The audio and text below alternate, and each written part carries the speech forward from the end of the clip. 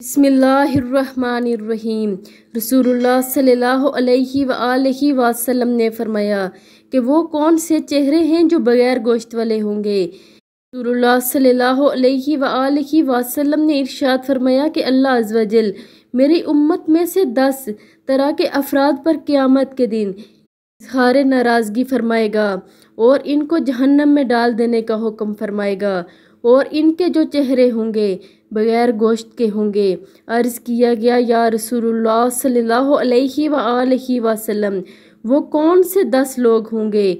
तो आप सल्लल्लाहु अलैहि वआलैहि वसल्लम ने इरशाद फरमाया, बूढ़ा ज़ानी, गुमराह पेशवा, शराब का आदी, वालिदैन का नाफरमान, चुगलखोर, झूठा गवाह, ज़कात अदा न करने वाला, सूदखोर, जालिम, नमाज को छोड़ देने वाला।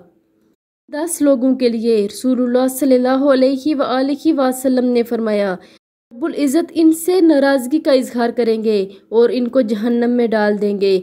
इनके चेहरे बगैर गोश्त के होंगे। आप लोगों ने इस वीडियो को आगे लाजमी शेयर करना है, और अभी तक अगर ज़ैनब टीवी को सब्सक्राइब नहीं किया तो प्लीज़ अभी सब्सक्राइब कर लें। जज़ाकल्लाह खैर।